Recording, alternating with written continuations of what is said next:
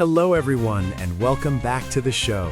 You are listening to Pod Studio, your favorite place to practice your English while listening to real, natural conversations.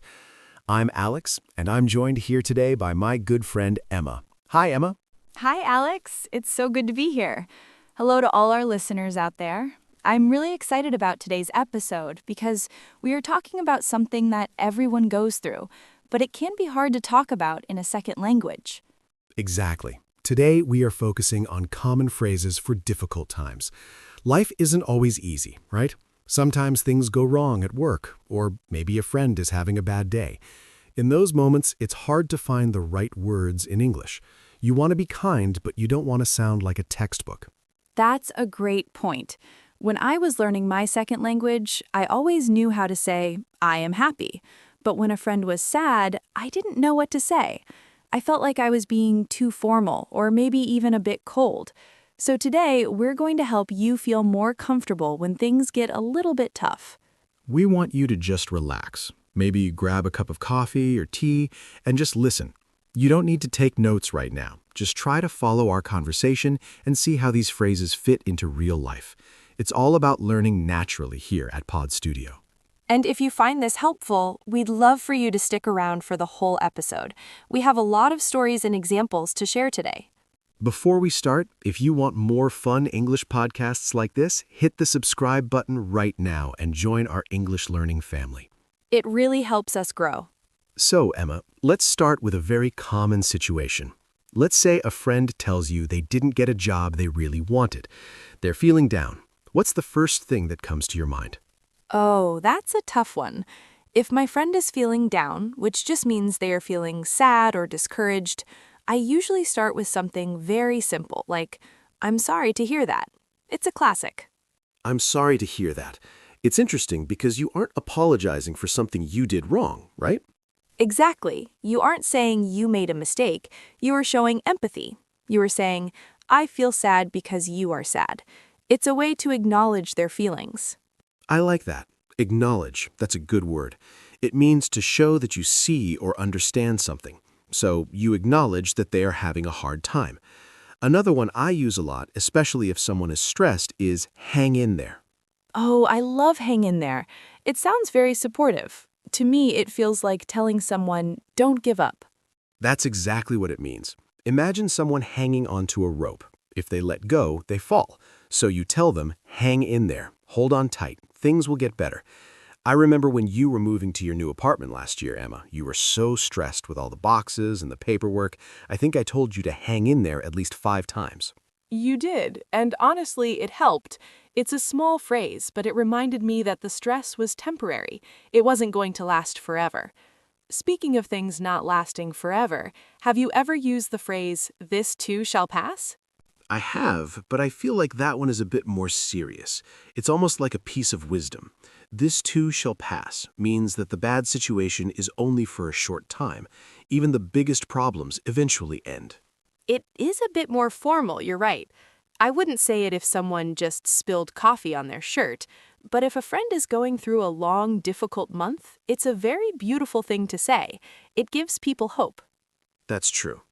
Now, what about when someone is just overwhelmed? You know, when they have too much work or too many problems at once? When someone is overwhelmed, they feel like they can't breathe because there is so much going on. In that case, I often say, take it one day at a time. One day at a time. I use that one for myself quite a bit. Instead of worrying about next week or next month, you just focus on today. It makes the big problem feel smaller. It really does. It's about breaking things down. If you think about the whole mountain, you get scared. If you just look at your next step, you can keep walking.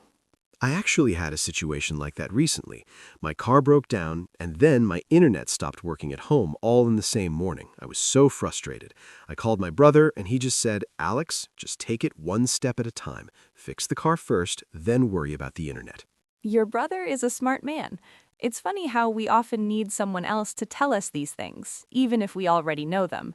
It's like we need permission to slow down. Definitely. Another phrase that's very common in English-speaking offices or among friends is, I'm here for you. That's probably the most important one, don't you think? I think so. It's very simple. I'm here for you. It means if you need to talk, I will listen. If you need help, I will help. It's a way of saying you are not alone. And you can also say, let me know if there's anything I can do. But Alex, do you think people actually mean that when they say it? Sometimes I feel like people say it just to be polite. That's a good point. Sometimes it is just a polite thing to say, but even then it shows that the person cares enough to be polite. However, if you really want to help, it's better to be specific. Instead of let me know if I can do anything, you could say, can I bring you some dinner tonight? I agree. Being specific is much better.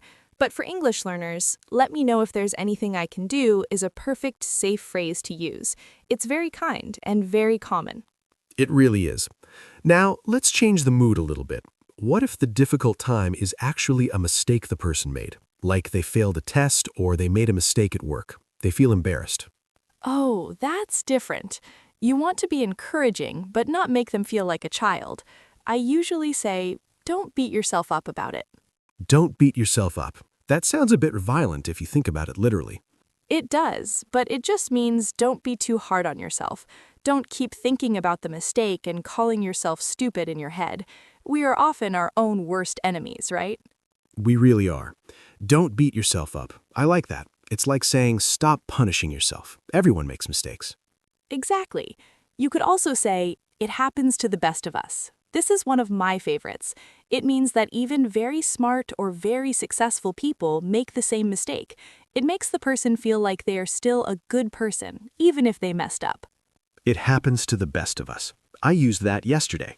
My friend forgot to save his work on his computer, and the computer crashed. He lost 3 hours of work. He was so angry at himself. I just said, look, it happens to the best of us. I've done it. Your boss has done it. It's okay. And did he feel better? A little bit. I think he still wanted to throw the computer out the window, but at least he wasn't as mad at himself.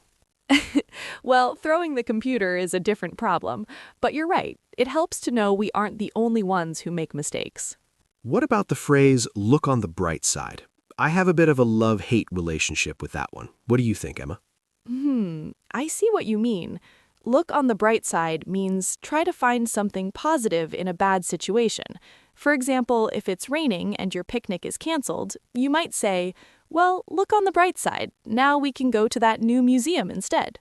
Right. But sometimes, if someone is really sad, telling them to look on the bright side can feel a bit, I don't know, like you're not listening to their sadness. I totally agree. If someone loses their job, you shouldn't say, look on the bright side, now you have more free time now. That's not helpful. That's actually a bit annoying. Exactly. So, listeners, be careful with that one. Use look on the bright side for small problems, not for big tragedies. That's a great rule. For big things, it's better to stick with, I'm so sorry you're going through this. That's a very strong phrase. Going through this. It implies that the person is in a tunnel and they're moving through it to the other side. Going through this. It's very common to say to go through a hard time. It's much more natural than saying to have a difficult period of life. We just say, he's going through a lot right now. Yes, he's going through a lot. That's a perfect phrase. If you know someone is stressed, but you don't know exactly why, or if you don't want to talk about the details, you can just say, I know you're going through a lot. It's very respectful of their privacy. It acknowledges the stress without asking for all the secrets. Alex, have you ever heard the expression, keep your chin up? I have. It's a very old-fashioned way of saying be brave or stay positive. It is. I imagine someone literally lifting their head up so they aren't looking at the ground. It's a very physical way to think about confidence. I think it's a bit like hang in there, but maybe a bit more cheerful. Keep your chin up. Things will get better soon. It's very common in British English too, I think. It is. It's a nice way to end a conversation with someone who is feeling a bit sad. It's like a little boost of energy. You know, we've talked a lot about phrases for when other people are having a hard time, but what about when we're the ones in trouble? How do we tell people we're struggling in a natural way? That's just as important. Sometimes we try to act like everything is fine, but it's okay to say, I'm having a bit of a rough time. A rough time. Rough usually means the opposite of smooth, like a bumpy road. So a rough time is a bumpy, difficult time.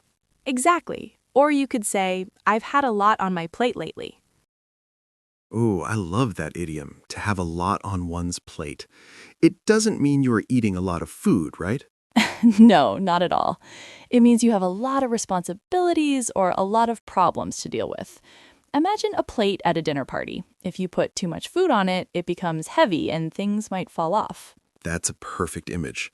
So if I say, I can't help you with that project right now, I have a lot on my plate, it's a very polite way to say I am too busy or too stressed. It is. It's much more natural than saying, I am very busy and stressed. It sounds a bit more casual and less like you are complaining. So let's imagine a short story to put these together. Let's say there's a guy named Tom. Tom works at a bank. Lately, the bank has been very busy. He's working late every night. He feels, what was that word you used? Overwhelmed? Yes, he's definitely overwhelmed. He has a lot on his plate. So Tom's friend, let's call her Sarah, sees him and he looks tired. Sarah might say, "Hey Tom, you look a bit down. Is everything okay?" And Tom might say, yeah, I'm just going through a rough patch at work. A rough patch is another way to say a difficult period. Rough patch, I like that. Like a piece of road that isn't paved well. So Sarah wants to be supportive. She says, "I'm sorry to hear that. I know you've been working really hard." Then Sarah might add, don't beat yourself up if you can't finish everything. It happens to the best of us. That's great. And Tom feels a bit better. He says, "Thanks, Sarah. I'm just trying to take it one day at a time." See? Those phrases fit together so naturally. And Sarah finishes by saying, well, hang in there. Keep your chin up. Let me know if there's anything I can do. Perfect. That sounds like a real conversation you would hear at any cafe or office. It's not about using big academic words, it's about using these small, meaningful phrases to show you care. And I think for our listeners, the most important thing is the tone. When you say, I'm sorry to hear that, your voice should be soft and kind. You don't say it like you're reading a grocery list. That's so true. The emotion behind the words is just as important as the words themselves. English is a very expressive language. It really is. Alex, do you have any other phrases that you find useful? Maybe something for when someone is sick? Oh, definitely. If someone is sick, we usually say get well soon, of course. But if it's something more serious, we might say I'm thinking of you. I'm thinking of you. That is so simple but so powerful. It tells the person that even when they're alone in the hospital or at home, they're in your mind. It's very common to send a card that says thinking of you. It's a very warm gesture. You know, Alex, I was thinking about how difficult it is to react when someone tells you bad news. Sometimes we get nervous and we don't say anything because we are afraid of saying the wrong thing. I think everyone feels that way sometimes. But in my experience, saying something simple is always better than saying nothing. Even if you just say, "I don't know what to say, but I'm so sorry." That is very honest and very kind. I don't know what to say. That's actually a great phrase to learn. It shows that you are being real. It shows that the situation is so big that words are hard to find. It's very human. Exactly. We don't have to be perfect. We just have to be there. Being there for someone is another phrase we use a lot. Thanks for being there for me. That's what we say after the difficult time is over. We look back and thank the people who supported us. I think we've covered a lot of ground today. We talked about hanging in there, taking it one day at a time, and having a lot on your plate. And don't forget, don't beat yourself up, and it happens to the best of us. Those are so important for mistakes. We've been talking for a while now, and I hope our listeners are starting to feel more confident with these expressions. Remember, you don't have to use all of them at once. Maybe just pick one or two that you like and try to remember them. That's a good idea. Maybe even write them down in a small notebook, not as a lesson, but just as a reminder of how to be a good friend in English. I like that. How to be a good friend in English. That could be the title of our next book. Let's finish the podcast first. Good point. You know, Emma, I was thinking about the phrase, every cloud has a silver lining. Do you think that's too cliché? A cliché is something that people say so often that it becomes a bit boring or loses its meaning. And yes, every cloud has a silver lining is definitely a cliché. For those who don't know, it means every bad situation has something good in it. The silver lining is the bright edge of a dark cloud when the sun's behind it. It's a beautiful image, but I think I agree with you. It's a bit like look on the bright side. You have to be careful when you use it. If someone's house just flooded, don't tell them every cloud has a silver lining. They might get angry. Yeah, definitely wait for a better moment for that one. But what about it's not the end of the world? I hear that one all the time. Oh, that's a good one. We use that when someone is really worried about something that isn't actually a huge disaster. Like, if I fail a small quiz, you might say, Alex, it's not the end of the world. You can take it again. It helps put things in perspective. Perspective means how we see the importance of things. It's like saying, this feels big now, but in the big picture of your whole life, it's very small. In the big picture, another great phrase. We are really on a roll today, Alex. We are. It's because these topics are so connected. When we talk about life and feelings, the language becomes very rich. I hope our listeners are enjoying this deep dive. We wanted to make sure we didn't just give you a list of words, but really showed you how they live in a conversation. Exactly. It's about the flow. You notice how we move from one phrase to another? It's like a dance. A very slow English learning dance. The best kind of dance. So let's think. Is there anything else we should mention before we start to wrap up? Well, maybe one more for when things are just generally chaotic. You know, when life feels like a mess. You mean like when it rains, it pours? Yes, that's exactly what I was thinking. When it rains, it pours means that when one bad thing happens, a lot of other bad things usually happen at the same time. Like your car breaking down and your internet stopping on the same day. Exactly. It's like the universe is throwing everything at you at once. It's a very common way to describe a very bad week. It's a bit pessimistic, but it's very common. It's almost like a way of laughing at how bad things are. Sometimes you just have to say, well, when it rains, it pours, and just keep going. And that's when you really need your friends to say, hang in there. And I'm here for you. It all comes back to that, doesn't it? Supporting each other. It really does. English isn't just about grammar and verbs, it's about connecting with people. And especially during difficult times, that connection is so important. I couldn't agree more. I hope this episode makes those connections a little bit easier for everyone listening. Well, Emma, I think we've covered a lot today. My plate is full of great phrases now. Nice use of the idiom, Alex.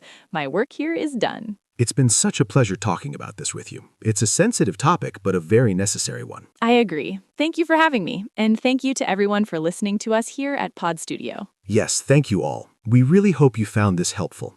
Don't worry if you didn't catch every single word. The more you listen, the more these phrases will become natural to you. You're doing a great job just by being here and practicing. Absolutely. Learning a language is a journey, and there will be rough patches along the way, but just keep going, one day at a time, right? Exactly. Keep your chin up, keep listening, and we will see you in the next episode. Goodbye, everyone. Bye-bye.